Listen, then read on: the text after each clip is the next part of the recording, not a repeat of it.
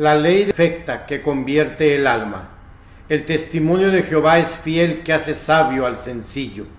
Los mandamientos de Jehová son rectos que alegran el corazón.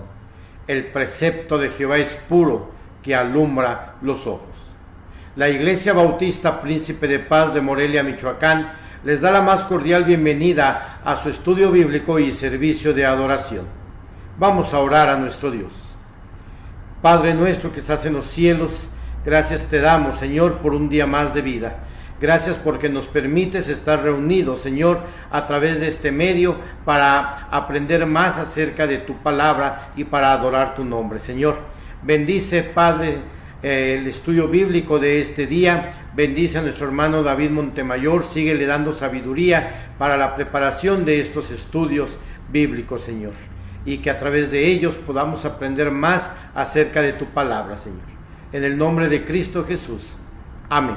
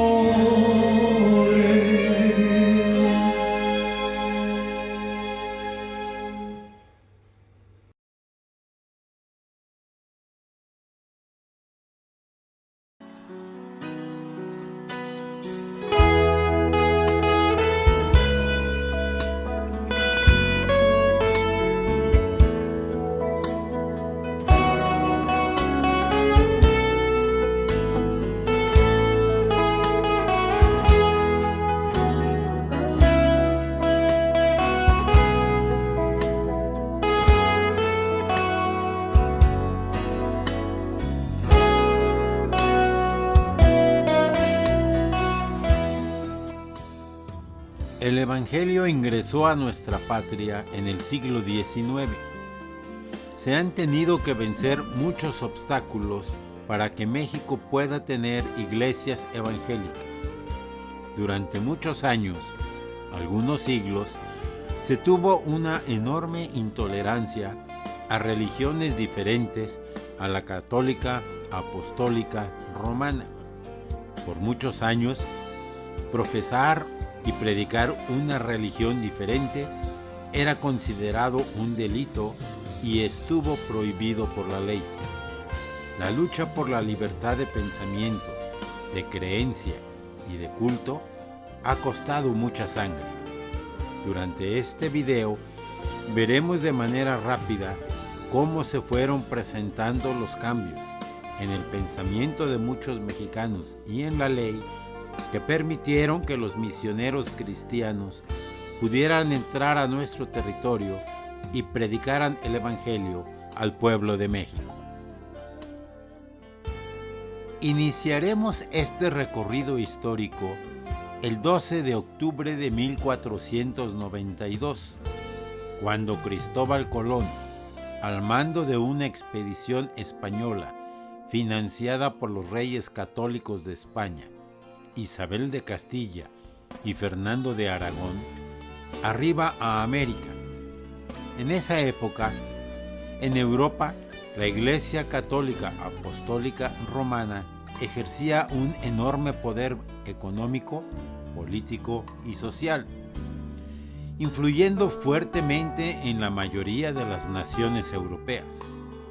Por otro lado, este hecho representaba un descubrimiento de riquezas, buena tierra, condiciones climáticas favorables para los europeos.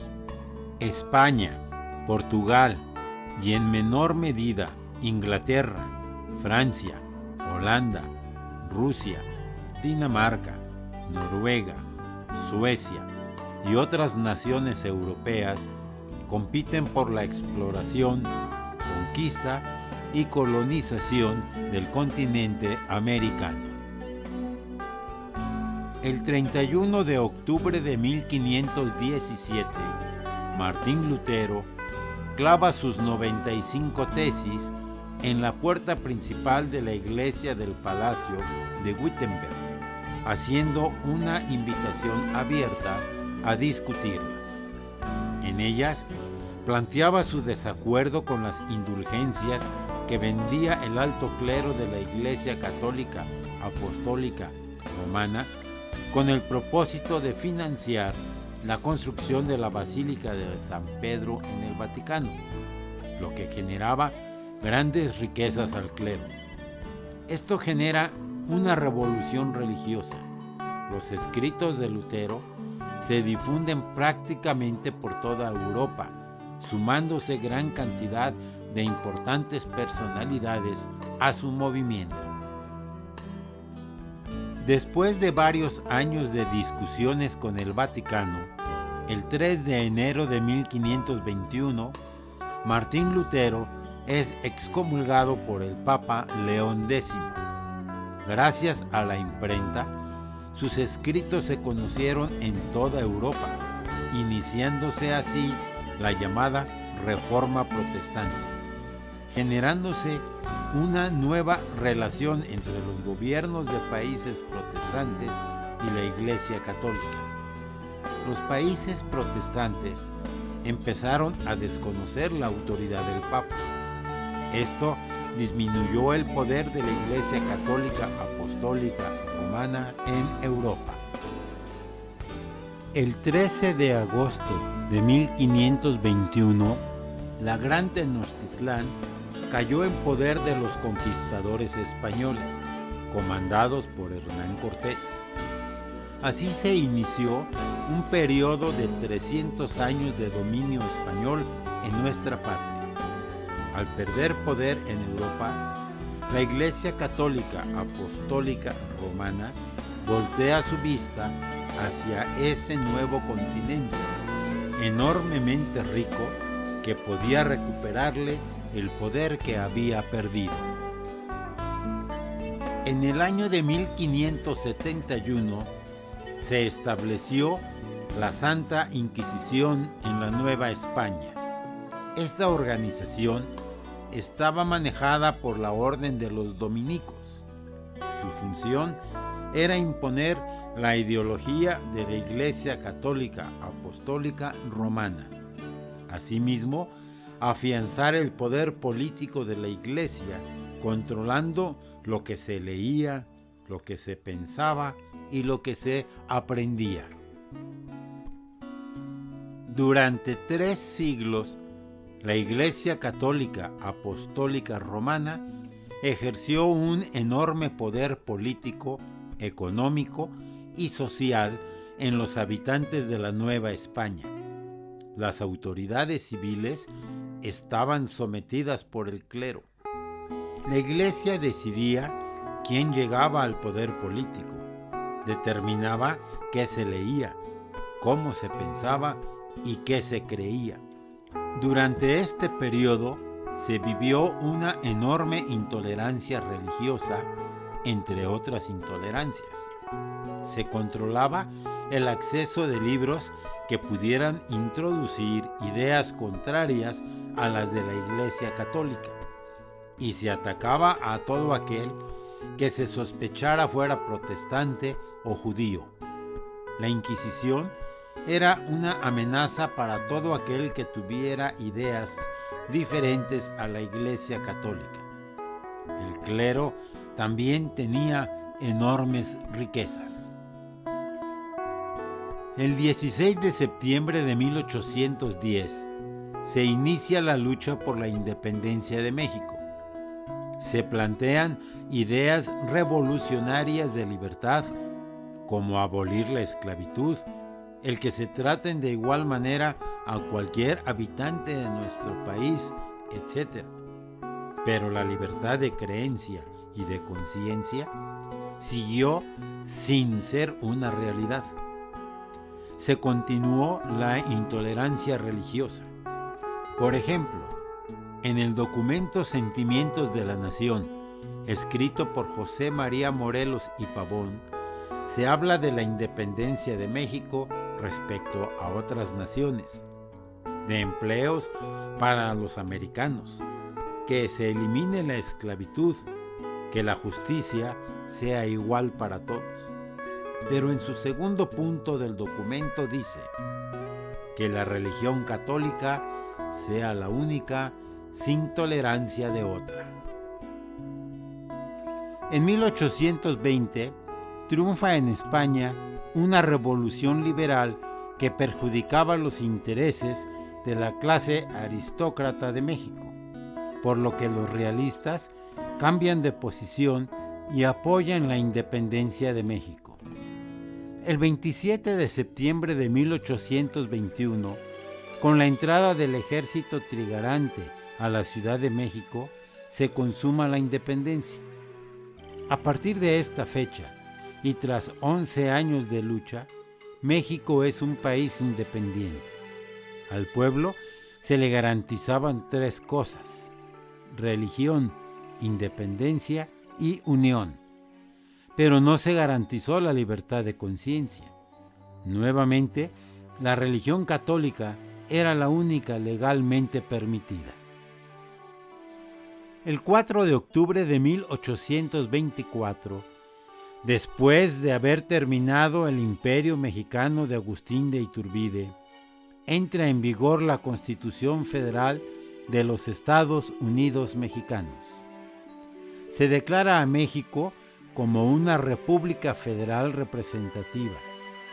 Se garantizaba la soberanía de la nación mexicana, se establecía la forma de gobierno, la división de poderes, la libertad de imprenta, quedaba abolida la esclavitud, pero en su artículo 3 decía: la religión de la nación mexicana es y será perpetuamente la católica apostólica romana. La nación la protege por leyes sabias y justas y prohíbe el ejercicio de cualquier otra. Se continuaba con la intolerancia religiosa. El 2 de mayo de 1827 llega a Veracruz James Thompson, colportor de la Sociedad Bíblica Británica y Extranjera. Su misión: repartir la Biblia entre el pueblo de México. La versión de la Biblia que traía Thompson era la de Felipe Xío de San Miguel, pero sin los libros deuterocanónicos, sin notas ni ilustraciones. La Iglesia Católica protestó enérgicamente por el trabajo de Thompson. Prohibió la distribución de esta versión de la Biblia y, apoyándose en la ley, logró acuerdos para expulsar al colportor. Hubo mexicanos de pensamiento liberal que apoyaron el trabajo de Thompson, pero aunque se distribuyeron varios miles de ejemplares bíblicos, Diego Thompson tuvo que abandonar el país sin poder organizar una iglesia. Entre 1846 y 1848, México vive un conflicto bélico con los Estados Unidos de Norteamérica, en el cual el ejército norteamericano desembarcó en Veracruz e invadió la capital mexicana. Este es uno de los periodos más tristes de nuestra historia. Como resultado de esta guerra, México perdió una gran parte de su territorio, que ahora conforman los estados de California, Nuevo México, Arizona, Nevada, Utah, Texas y Colorado en los Estados Unidos de Norteamérica. Dentro del ejército norteamericano venían algunos soldados y capellanes que distribuyeron la Biblia al pueblo de México. El 5 de febrero de 1857 se promulgó la Constitución Política de la República Mexicana, que reemplazó a la de 1824. Contenía una ideología liberal. Estableció las garantías individuales para los ciudadanos mexicanos, la libertad de expresión, la libertad de asamblea, la libertad de portar armas. Reafirmó la abolición de la esclavitud, eliminó la prisión por deudas, eliminó la pena de muerte, quita muchos impuestos y las aduanas internas. Se establece la educación laica, se elimina el fuero del clero y los militares y se establece la enajenación de bienes raíces de la Iglesia. Este tipo de artículos no fue del agrado de la Iglesia Católica, por lo que la rechazó, amenazando con excomulgar a todo aquel ciudadano que la jurara. Como consecuencia, el pueblo se divide en dos grupos: los conservadores, que buscaban mantener el estado de las cosas como se tenían durante la colonia, lo que favorecía sus intereses y privilegios. A este grupo pertenecía el clero católico, los dueños de los grandes capitales, algunos políticos y militares. Por otro lado, estaban los liberales, que buscaban una transformación social hacia una estructura política moderna, con énfasis en el comercio externo y tratando de aplicar leyes que beneficiaran al pueblo. El 3 de diciembre de 1860, el licenciado Benito Juárez, presidente de México, promulga la Ley de Libertad de Culto. En ella se garantiza, entre otras cosas, el ejercicio del culto de todas las religiones, reconociéndose esto como un derecho natural del hombre. Se plantea la independencia entre el Estado y las prácticas religiosas. Establece que los cultos deberán realizarse siempre al interior de los templos, a menos que se tenga un permiso escrito. Prohíbe el enriquecimiento de los ministros de culto a costa de los feligreses. A partir de la promulgación de esta ley, se facilitó el ingreso de misioneros y la expansión del Evangelio en nuestro país. Santiago Hickey llega a nuestro país en el mes de noviembre del año 1862, siendo el primer misionero evangélico en llegar a México. Pertenecía a la denominación bautista. Inició su trabajo viajando de pueblo en pueblo, distribuyendo Biblias como agente de la Sociedad Bíblica Americana. El 30 de enero de 1864, bautizó a los hermanos Arcadio y José María Uranga, así como a Tomás M. Westrup. Con estos tres nuevos bautizados, él y su esposa organizó la primera iglesia evangélica de nuestro país, iglesia que actualmente lleva el nombre de Primera Iglesia Bautista de Monterrey, Nuevo León. Santiago Hickey muere el 10 de diciembre de 1866 en Bronzeville. En el mes de mayo de 1865 llega a Monterrey la señorita Melinda Rankin, misionera de la Iglesia Presbiteriana. Esta misionera había trabajado durante varios años antes en el territorio que una vez fuera mexicano y que ahora pertenecía a los Estados Unidos de Norteamérica, fundando escuelas y evangelizando a los mexicanos que habían decidido quedarse a vivir como ciudadanos americanos. En 1868 logra obtener en la ciudad de Monterrey un edificio que adecuó para realizar cultos e inicia cursos para señoritas. Melinda Rankin muere el 17 de diciembre de 1877. La Iglesia de los Amigos, o Cuáqueros, llega a nuestro país en el año de 1871. Es una iglesia pacifista y por eso esta denominación recibió en 1947 el Premio Nobel de la Paz por su obra en pro de la paz y de los derechos humanos. La Misión Presbiteriana del Norte envió 7 misioneros, a quienes llamó comisionarios, haciendo referencia a que cumplirían la Gran Comisión, quienes desembarcaron en el puerto de Veracruz el 1 de octubre de 1872.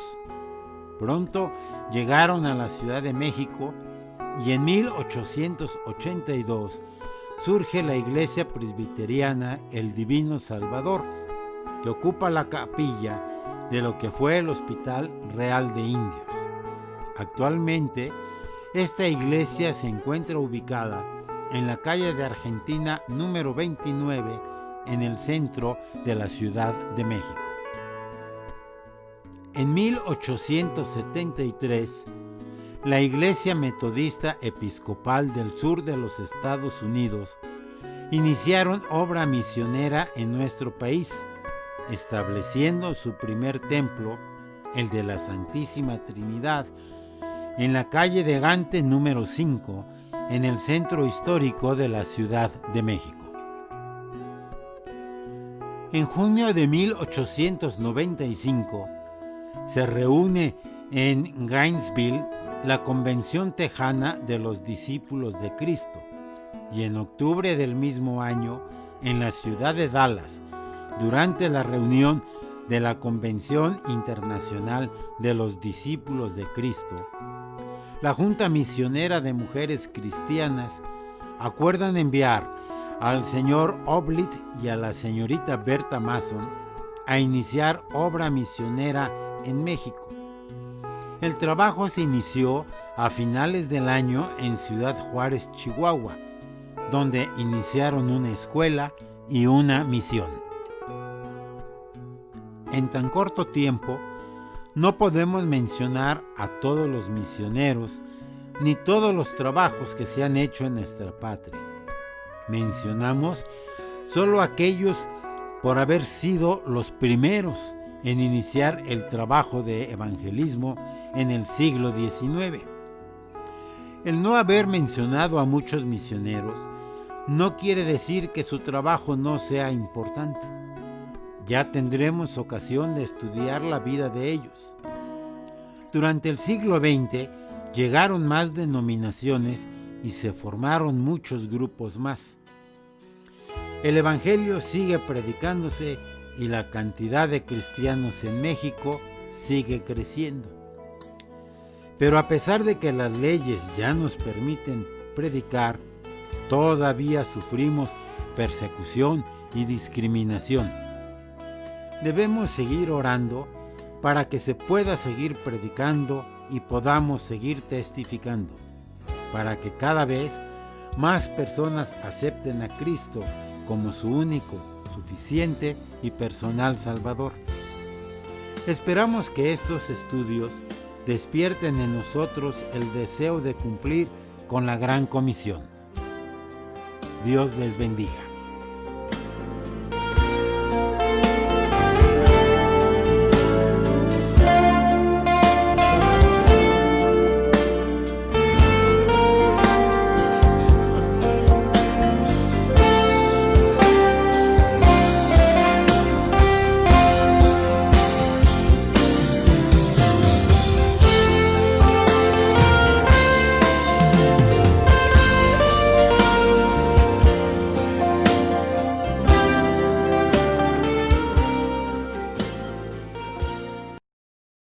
Damos gracias a nuestro Dios por este estudio bíblico que nos mandó a través de nuestro hermano David Montemayor. Pedimos a Dios que ponga en nuestros corazones como iglesia el cumplir con la gran comisión de ir y predicar el Evangelio a toda criatura. Vamos a pasar ahora a nuestro servicio de adoración.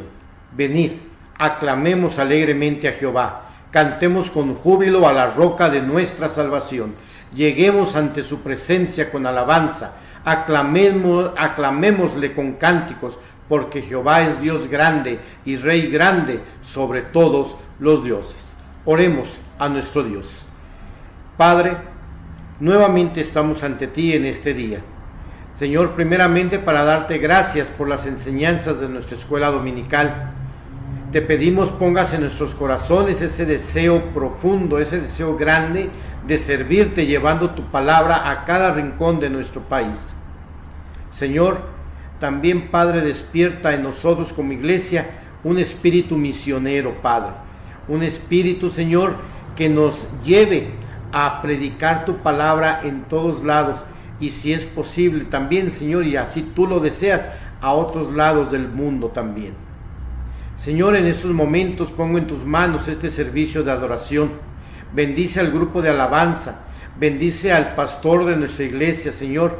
Quita de nosotros todo distractor, todo aquello que pueda desviar nuestro pensamiento, nuestra mente de lo que tú quieres decirnos, Señor. Está con nosotros y que todo sea para la gloria y honra de tu nombre. En el nombre de Cristo Jesús. Amén.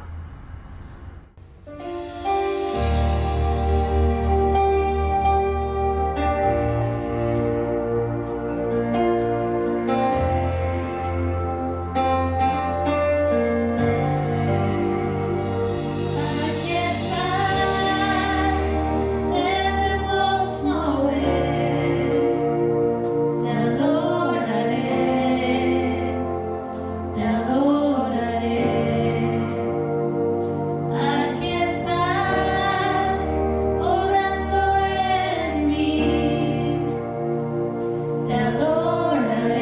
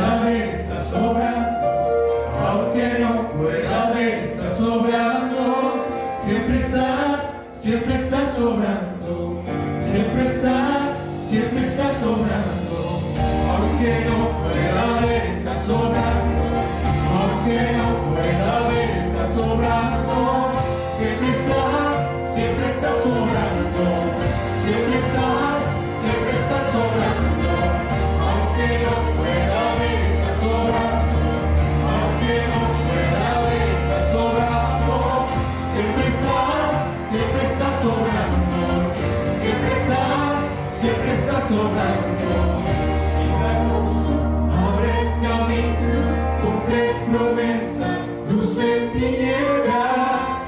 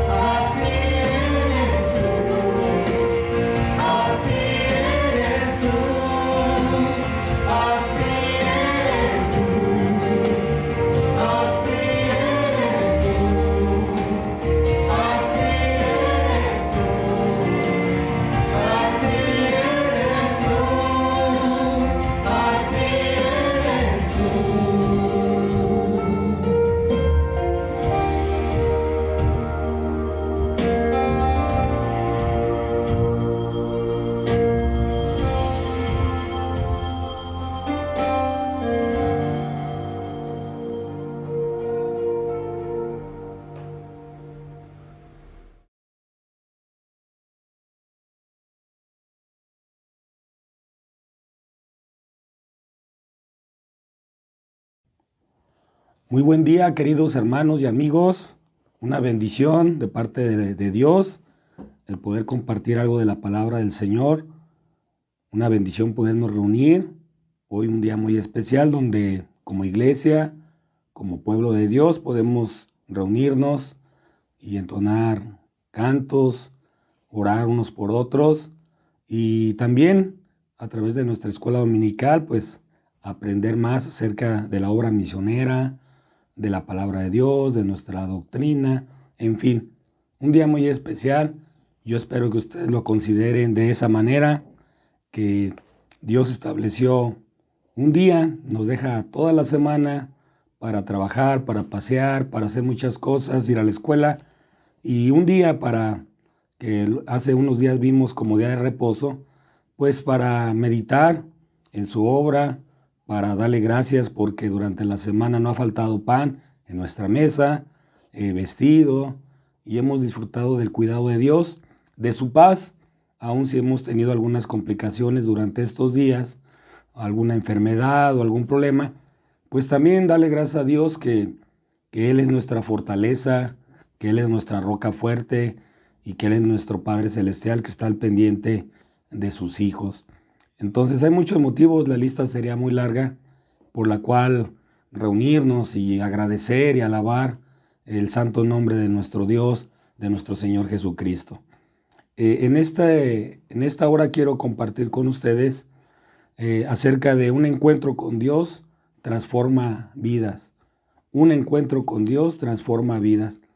Y así quiero dar una breve vista de 3 personajes bíblicos que nos muestran que la gracia de Dios es suficiente, que el Señor y Dios siempre ha estado buscando al hombre, desde Génesis hasta Apocalipsis. Vemos cómo el hombre falla, el hombre quiere ser independiente, y Dios siempre buscándonos para enseñarnos el camino correcto, enseñarnos el camino de bendición, cómo ser plenos, cómo tener éxito y cómo ser, sobre todo, ser salvos y tener un encuentro con Él para cambiar nuestra eternidad. Muchas veces Dios va a usar un evento en la vida de las personas para transformar su vida. Hay eventos muy dramáticos, hay eventos suaves, puede ser una cantata de Navidad, usted invita a un amigo, un familiar y Dios toca su corazón. Otros pues Dios usa tal vez una circunstancia difícil, pero Dios siempre va a buscar ese encuentro con el hombre y tiene un propósito. Les digo, un encuentro con Dios transforma vidas y yo sé que en algunos casos va a requerir de varios eventos o de hecho algunas crisis, pues para hacer esta obra que transforme nuestra manera de vivir, que transforme nuestra manera de pensar. Muchos no saben, la gran mayoría del mundo, que fuimos creados para disfrutar una relación inseparable con nuestro Dios. Pero les digo, muchos no gozan de esa relación, aun cuando Dios trata de llamar su atención de muchas maneras. Dios anhela ese encuentro, ese despertar que resulte en cambios hermosos y también un deseo permanente para conocerle cada día más y sobre todo conocerle de corazón, no solamente de entendimiento, no solamente de saber que hay un Dios, que hay un Jesús, que en Navidad se recuerda, que solamente en Semana Santa se recuerda su obra redentora, no, conocerle de corazón cada día. Y yo quiero que veamos así de manera, vamos a decirlo, un poco de rápido, la vida de 3 hombres que fueron transformados por su encuentro con Dios. O sea, no es algo que vamos a entrar mucho con Jacob o mucho con Nabucodonosor, conocer toda su historia, pero sí el momento cumbre de su encuentro con Dios y cómo cambió, les digo, desde su manera de pensar hasta su manera de vivir, y cómo podemos decir de Jacob que Dios le cambia el nombre a Israel con ese encuentro que él tuvo, y de él hacer o cumplir la promesa a Abraham de hacer una gran nación. Y quiero comenzar precisamente con Jacob, queridos hermanos y amigos, ahí en el libro de Génesis, si usted quiere abrir su Biblia junto conmigo, en Génesis capítulo 32, versículos 27 y 28. Y quiero comenzar con Jacob, cómo es transformado de un engañador a un príncipe con Dios. Eso es lo que hace el Señor cuando uno tiene un encuentro genuino con Él. Cómo Jacob es transformado de un engañador a un príncipe con Dios. Dice la Escritura en Génesis 32, versículos 27 y 28. Y el varón le dijo, ¿cuál es tu nombre? Y él respondió, Jacob. Y el varón le dijo, no se dirá más de tu nombre Jacob, sino Israel, porque has luchado con Dios y con los hombres y has vencido. Jacob siempre quiso buscar o encontrar el cumplimiento en su vida de muchas maneras. Jacob significa tramposo, usurpador, y usted puede ver en Génesis la historia de Jacob como desde el nacimiento él quería a su manera, a su fuerza, hacer las cosas. Les digo, él intentó de muchas maneras e intentó pues cumplir sus propósitos, aunque no fuera de la manera correcta. Y eso le llevaron a varias crisis en su vida. De hecho, algunos dicen de crisis en crisis. Tuvo un desacuerdo con su hermano Esaú lo quiso matar. Literalmente dice la Escritura que lo andaba. Muchos años tuvo que salir de su pueblo, Jacob. Muchas cosas porque él quería las cosas a su manera. Y les digo, lo llevó de crisis en crisis. Y aún su propio nombre, Jacob, que significa usurpador o tramposo, algunos lo llegaron a considerar como un engañador. Pero fíjense, hermanos, cómo Dios usó estas crisis para hablarle al corazón y darle un encuentro con Él mismo, darse cuenta que en sus propias fuerzas no iba a lograr mucho y sí reconocer que necesitaba ese encuentro con Dios. Le habló por un sueño, usted puede ver ahí en Génesis, le dio un mensaje y al final en Peniel tiene una lucha con este varón, que aún dice con Dios mismo, dice el pasaje que estamos leyendo, dice, porque has luchado con Dios y con los hombres ya has vencido. Yo creo que no ha de haber sido sencillo esa lucha, no ha de haber sido sencilla esa pelea, pero ese tipo de situaciones complicadas fueron las que fueron moldeando y ablandando su corazón. En su primer encuentro con Dios, Jacob prometió darle una ofrenda y aceptarle como su Dios, pero le pone una condición, dice, si Dios lo cuidara y le bendijera. Digo, siempre llevaba la ventaja Jacob y era su manera de pensar. Años después, en su lucha con Dios, ahí en Peniel, fue bendecido. Aquí en Génesis 32 vemos cómo a un Dios le cambia su nombre a Israel. Qué hermoso transformar la vida cuando uno tiene un encuentro con Dios. El mismo Señor le cambia su nombre de tramposo, engañador de Jacob a Israel, un príncipe con Dios. Y eso tiene que hacernos meditar a nosotros, no solamente estar viendo a Jacob, sino más bien cómo está también mi vida, cómo está mi relación con Dios. Yo también quiero hacer las cosas a mi manera. Yo también estoy tratando de hacerlos sin consultar a Dios, tal vez haciendo trampa en algunas cosas. Tenemos que pensar cómo está a hoy mismo nuestra vida en relación con Dios. Nosotros estamos viendo cómo Dios le hablaba a Jacob de muchas maneras, en un sueño, con un mensaje, y él se hacía como que no escuchaba. ¿Qué tal nosotros, hermanos? ¿Qué tal usted, amigo, que está viendo hoy el mensaje de este día? Cómo Dios le ha estado hablando a su corazón, pero ¿qué tal nosotros si estamos escuchando o estamos respondiéndole? Tenemos que responder cuando Dios nos habla antes de ir de crisis en crisis. Otro personaje que me llamó mucho la atención, hermanos, viene en el libro de Daniel. Si usted quiere ir a la Biblia conmigo, en Daniel capítulo 4, y habla de Nabucodonosor.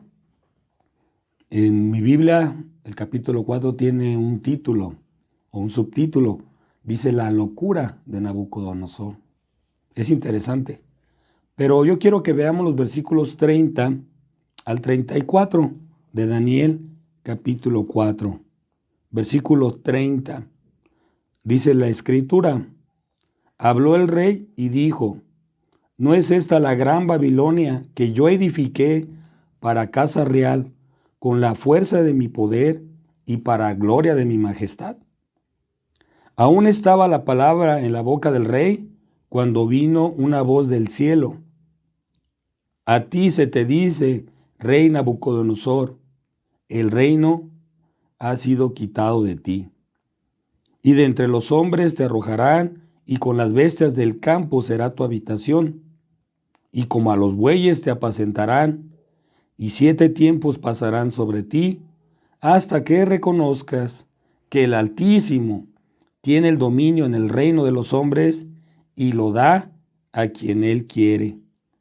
En la misma hora se cumplió la palabra sobre Nabucodonosor, y fue echado entre los hombres, y comía hierba como los bueyes, y su cuerpo se mojaba con el rocío del cielo, hasta que su pelo creció como plumas de águila, y sus uñas como las de las aves. Mas al fin del tiempo, yo, Nabucodonosor, alcé mis ojos al cielo, y mi razón me fue devuelta, y bendije al Altísimo, y alabé y glorifiqué al que vive para siempre, cuyo dominio es sempiterno, y su reino por todas las edades. Qué tremendo pasaje. Vemos cómo Nabucodonosor es transformado de un rey egocéntrico a un creyente centrado en la adoración del Rey del Cielo. Ese es un encuentro con Dios que transforma. Nabucodonosor se transforma de ese rey en el yo egocéntrico a un creyente centrado en la adoración del Rey de la gloria. Dice el pasaje que el versículo 30, que él edificó. Dice, ¿no es esta la gran Babilonia que yo se está él alzando? Dice, edifiqué para casa real con la fuerza de mi poder y para la gloria de mi majestad. En su orgullo, Nabucodonosor solo pudo ver su propia gloria y majestad. Dios le quitó su poder de razonar, y dice la Biblia que se portó como un animal.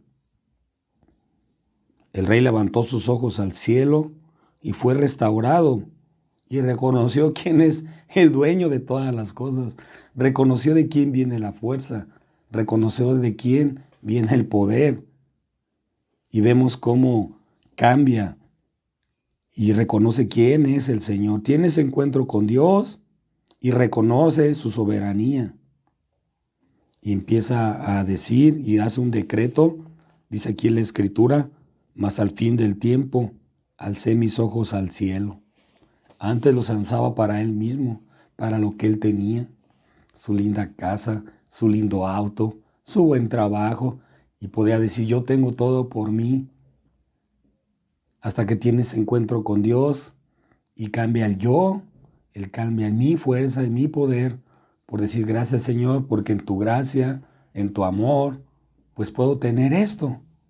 Dice aquí el versículo 34, y bendije al Altísimo, y alabé y glorifiqué al que vive para siempre. Dios bendijo al rey, pero el rey glorificó a Dios y ahora cambia su mirada, ya no solamente en lo que él podía tener o hacer, sino ahora se pone su mirada en Dios. Nosotros tenemos que tomar nota de Nabucodonosor. ¿Dónde está puesta nuestra atención? ¿Quién ocupa el primer lugar? ¿Nuestras cosas? ¿Nuestra diversión? ¿Nuestro trabajo? ¿Nuestra fuerza, como dice aquí Nabucodonosor? ¿En mi fuerza, en mi poder, en mi sabiduría? Tenemos que poner atención porque se nos olvida, les decía al inicio, que el Señor nos deja 6 días para levantarnos tarde, para levantarnos temprano, ir a trabajar, para hacer muchas cosas. Pero hoy es un día muy importante porque reconocemos que si Dios nos ha guardado en esta enfermedad, en estos meses, sabemos que Dios ha llamado a muchas personas a entregar cuentas. Nosotros hoy podemos decirle gracias, Dios, por tu bondad, por tu fidelidad, por tu gracia. El Señor Jesús tuvo que recordarle esto a sus seguidores ahí en el Sermón del Monte, que viene de Mateo 5 al capítulo 7. Pero en Mateo 6, versículo 24, el Señor Jesús dice, es Dios mismo quien nos da un recordatorio a nosotros hoy. Dice la Escritura en Mateo 6, 24, ninguno puede servir a dos señores, porque aborrecerá al uno y amará al otro, o estimará al uno y menospreciará al otro. No podéis servir a Dios y a las riquezas. ¡Qué tremendo! Y el Señor Jesús, pues dice la verdad. Nosotros tenemos que meditar en eso y no caer en esa locura que dice la Escritura de Nabucodonosor. Creer, ¿verdad?, que todo es por nuestra fuerza. Y también quien ocupa el primer lugar en nuestra adoración. El Señor Jesús habla de dos señores. Uno de ellos hasta puedo ser yo mismo. Nosotros tenemos que considerar quién ocupa el primer lugar en nuestra vida. Yo espero que nosotros entendamos que es más importante Dios, que el Señor reciba la gloria, la alabanza, el reconocimiento, que nosotros enfocarnos en las bendiciones que podamos tener en nuestra vida. Y una bendición puede ser nuestra familia, claro, pero dice Eclesiastés, todo tiene su tiempo. Usted puede tomar a su familia, irse de vacaciones unos días y decir, hoy es día del Señor, vámonos a su casa. El trabajo es una bendición y gracias a Dios porque está escaso en estos días, nosotros lo tenemos, pues aprovechar y decir, hoy es día del Señor. Yo sé que algunos son policías, son enfermeros, son doctores, tienen que estar el domingo, se entiende, pero dentro de la semana hay otros días, el jueves es día de buscarle en adoración, si el domingo por alguna razón no pude, pero sí entender este pasaje. Es muy importante que Dios reciba nuestro reconocimiento antes que las bendiciones que tenemos o las cosas que tenemos tengan ese reconocimiento en nuestra vida. Un encuentro genuino con Dios va a transformar nuestra manera de ver las cosas. Créanlo, queridos hermanos y amigos, y que en la manera de Dios yo creo que es lo mejor. Y otro personaje importante que ya hemos compartido en estudios anteriores, pero hoy lo vamos a ver también sobremanera, es Saulo. Ese encuentro que tuvo con el Señor Jesús lo transforma de un fariseo autosuficiente y perseguidor de la causa de Cristo a un apóstol. Lo transforma a un servidor de Cristo. Qué hermoso.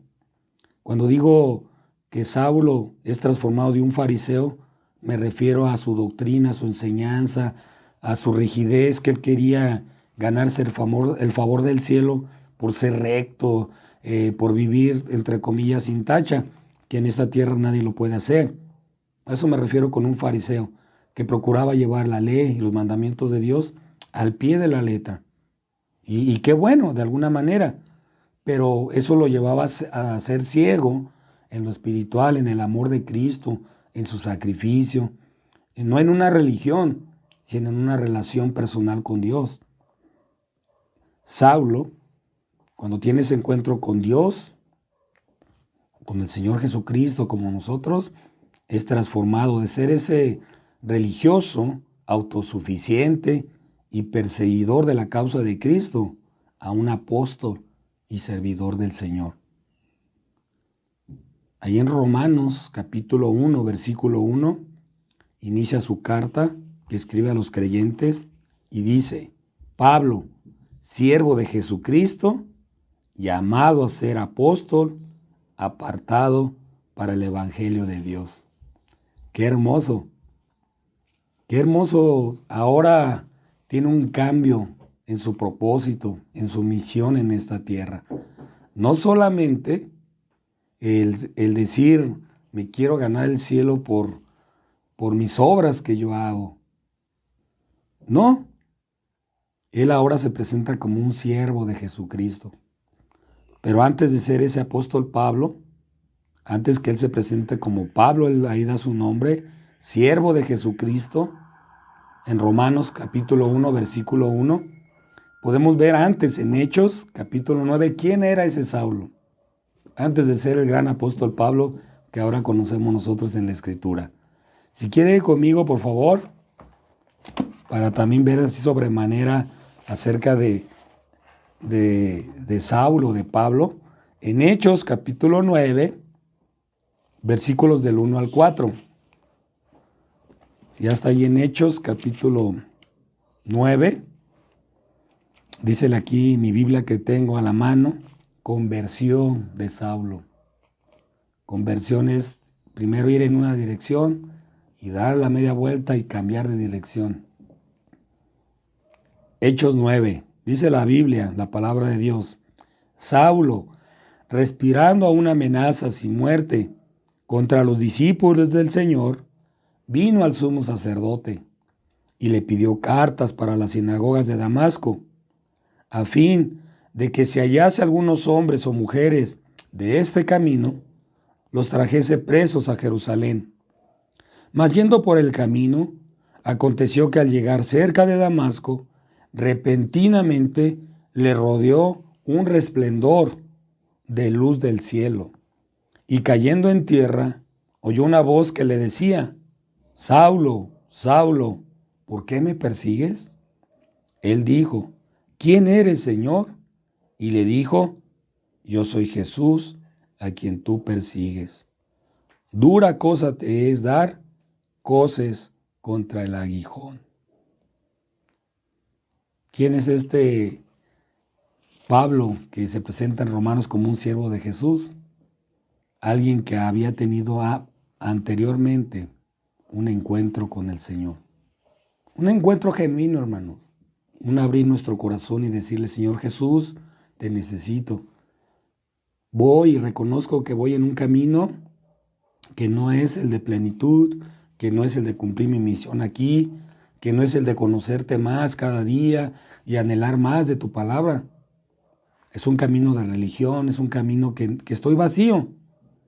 Aquí dice la Escritura en Hechos 9 que aún respiraba amenazas. Era un hombre fuerte que había visto cómo apedreaban a un siervo de Dios, a Esteban, y él estaba complaciente, él estaba contento, aún cuando estaba muriendo un hombre delante de él.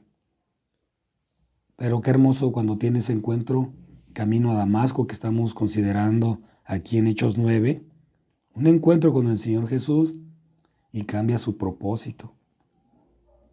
Ahora, tiempo después, en Romanos 1 dice Pablo, ya no es Saulo, ahora es Pablo, siervo de Jesucristo. Aquel que perseguía la causa del Señor, ahora es transformado en un servidor de Cristo, de Jesús. Saulo era perseguidor de la iglesia y como fariseo fue muy celoso de la ley y los reglamentos de los judíos. Aún vemos aquí que fue apoyado por los líderes religiosos de entre ellos, por los fariseos. Le dieron cartas para seguir apresando a otros cristianos. Posiblemente haya visto a Cristo cuando estuvo en la tierra y vio a creyentes entregados para Dios, como Esteban, en la hora de su muerte.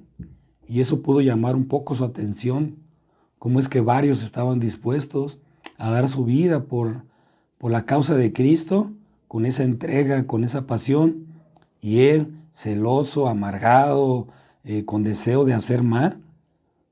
Se podía ver la diferencia. Él podía notar la diferencia. Quizás Dios le estaba hablando por medio de lo que veía, pero su mismo celo por la religión le negó la realidad del cristianismo, de conocer a ese Jesús como Salvador. Tuve una visita en estos días a una familia que pasó tiempo complicado y estaba una persona ahí con esta familia y le podía hacer algunas preguntas en la plática acerca de si conocía del Señor, si ya había escuchado del Evangelio, de que yo era pastor de una iglesia. Y me dijo, no, yo casi de religión no, las religiones no. Y me llamó la atención una palabra interesante que él mencionó. Dijo, yo sí quisiera escuchar o he escuchado del Maestro Jesús. Dice, de la religión y de las iglesias como que no. Dice, pero del Maestro Jesús sí quisiera escuchar. Y me llamó mucho la atención porque no cualquiera reconoce a Jesús como Maestro. No cualquiera sabe que Jesús es el Maestro por excelencia. Y abrió esa puertita para poder hablar un poco de ese Jesús, pero más que Maestro, pues como Salvador. Déjeme decirle que ese encuentro que tuvo Saulo con el Señor Jesucristo en camino a Damasco, vemos aquí que fue dramático. Dice que una luz resplandeciente le rodeó y aún quedó ciego. Cristo se presentó a Saulo y él fue transformado en ese momento. Después vemos cómo Dios usó a Ananías para ayudarle, orientarle, llorar por él y aún bautizarle como un creyente genuino en el Señor Jesús. Esto lo condujo a un nuevo propósito. Ese encuentro con Dios lo hizo un nuevo hombre.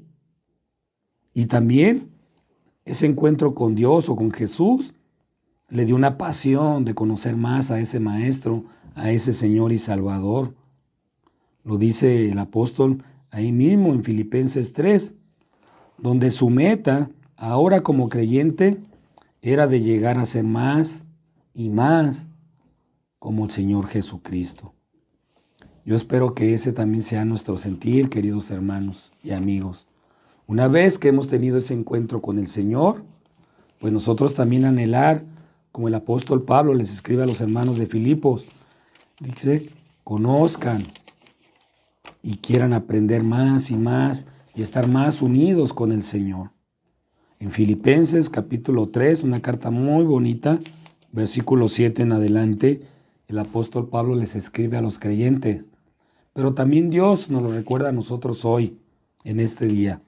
Filipenses 3, versículo 7 en adelante dice, pero cuantas cosas eran para mí ganancia, las he estimado como pérdida por amor a Cristo. Y ciertamente aún estimo todas las cosas como pérdida por la excelencia del conocimiento de Cristo Jesús, mi Señor. Qué hermoso.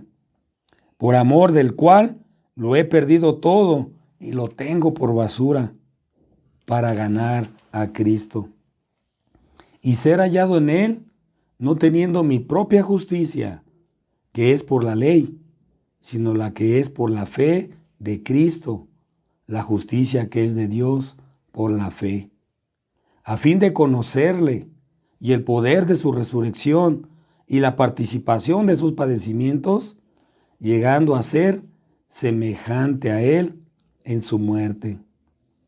Si en alguna manera llegase a la resurrección de entre los muertos, no que lo haya alcanzado ya, ni que ya sea perfecto, sino que prosigo por ver si logro asir aquello para lo cual fui también nacido por Cristo Jesús.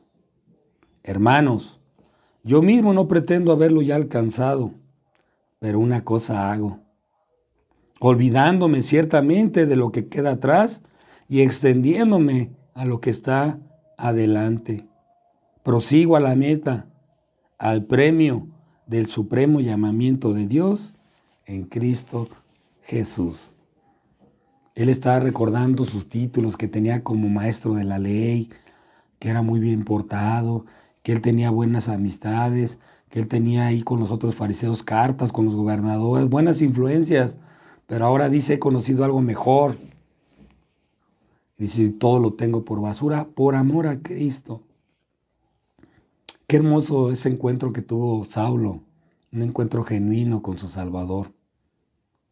Y es lo que lo lleva a cambiar su mente y su corazón y su propósito. Ahora dice, prosigo a la meta, al llamamiento que Dios ha hecho para mi vida. El Señor Jesucristo se le presenta a Saulo y él es transformado. Esto lo conduce, y espero que a nosotros también, hermanos, a ser hombres y mujeres y jóvenes diferentes. Que nuestro corazón se albergue ese anhelo, hermanos, de conocer más profundamente a Cristo nuestro Señor.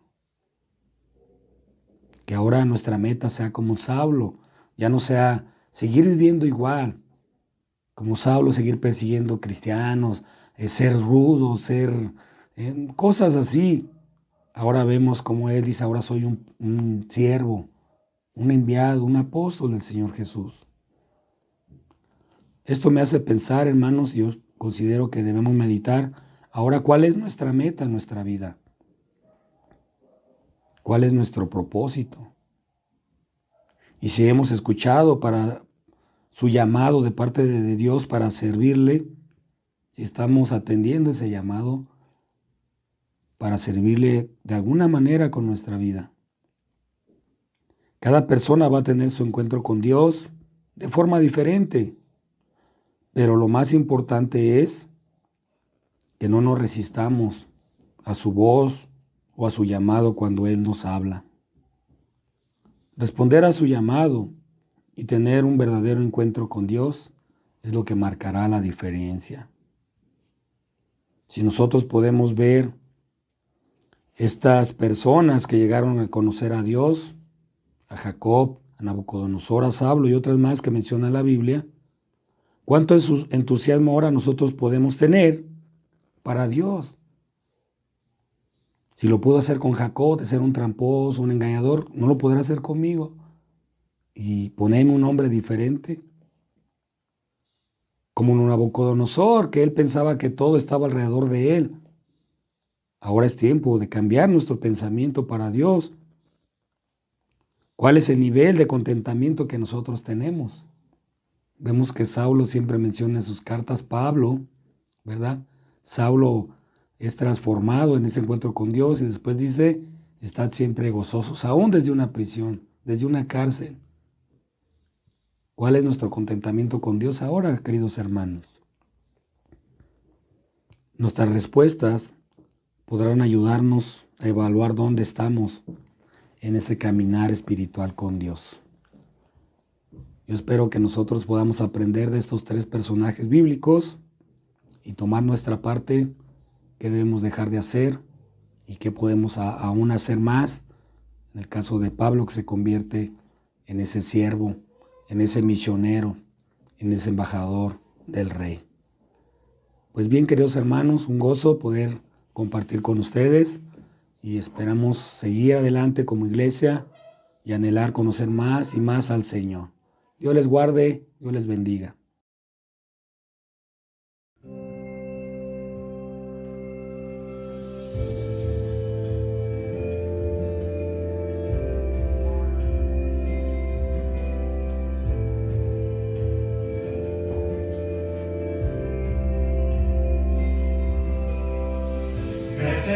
Cuando pasó por el fuego, abres caminos donde no lo hay. A recordar lo que has hecho en mí, lo que un día fui, lo que recorrí. Sé que a mi lado siempre estás, uno más entre las llamas. Estuvo junto a mí, uno más sobre las aguas, que pudo emar a mí. En mi interior no queden dudas de cómo libre fui. Hay una cruz que muestra el precio que Jesús pagó.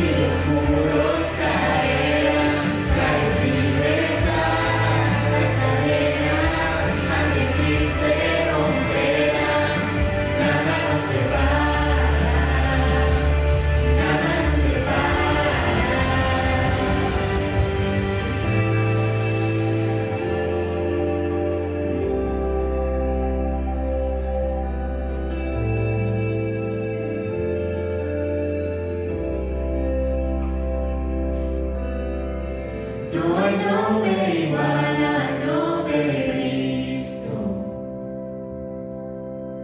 el que fue, el que es y por siempre será. Aunque no sepa lo que vendrá, sé que tu verdad nunca fallará. Yo sé que a mi lado siempre estás. Yo sé que a mi lado siempre estás. Habrá uno más sobre las llamas que va a estar junto a mí.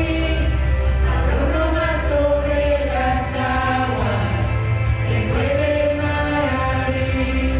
Que en mi interior no queden dudas de tu fidelidad. Me alegraré en las batallas, porque conmigo ahí estarás. Tú nos vencerás, las tinieblas, la tristeza tendría. Unirá tu voz desde el cielo y los muros caerán. Traes libertad, las cadenas ante ti se romperán. Nada nos separa, nada nos separa. No más entre las llamas que va a estar junto a mí. Habrá uno más sobre las aguas que puede mar abrir. Que en mi interior no queden dudas de tu fidelidad. Me alegraré en las batallas, porque conmigo ahí estarás.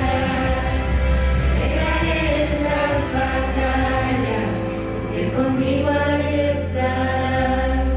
Me alegraré en las batallas, porque conmigo ahí estarás. Me alegraré en las batallas, porque conmigo ahí estarás. Me alegraré en las batallas, porque conmigo ahí estarás.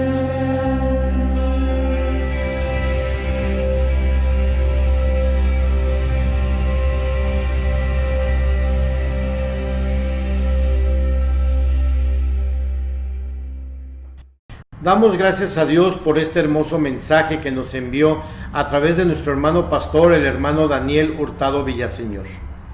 Hemos llegado al final de este servicio de adoración y queremos invitarlos a que el próximo jueves, a partir de las 7 de la noche, nos estén acompañando en nuestro servicio de oración. Si ustedes tienen alguna petición por la cual quieren que como iglesia estemos orando, envíennos a través de nuestra página oficial de Facebook. Tengan la seguridad de que vamos a estar orando cada día por cada uno de ustedes. Vamos a orar a nuestro Dios. Padre Santo, nuevamente estamos ante ti para agradecerte, Señor, el que nos hayas permitido estar unidos, el estar reunidos en un mismo espíritu, que aunque sabemos que cada uno de nosotros está en nuestros propios hogares, en nuestras casas, sabemos que nos une tu amor. Gracias te damos por ello, Señor.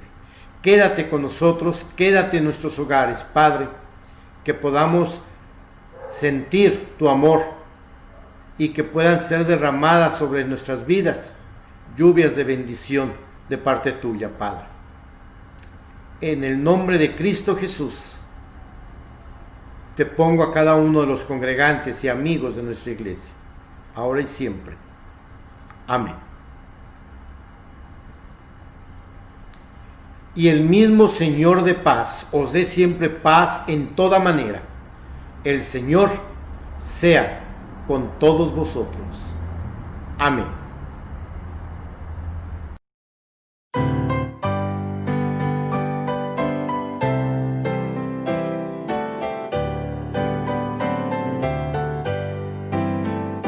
Cuando al fin se termine nuestra vida terrenal y el río oscuro tenga que cruzar, en lejana ribera al Salvador conoceré, con sonrisa bienvenida me dará. Yo podré reconocerle, en la cruz Cristo me redimió. Bien podré reconocerle por heridas que allí recibió. Oh, qué gozo será vivir allí con el Señor y su rostro y hermosura contemplar.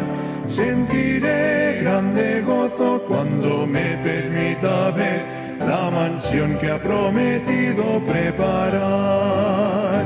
Yo podré reconocerle, en la cruz Cristo me redimió.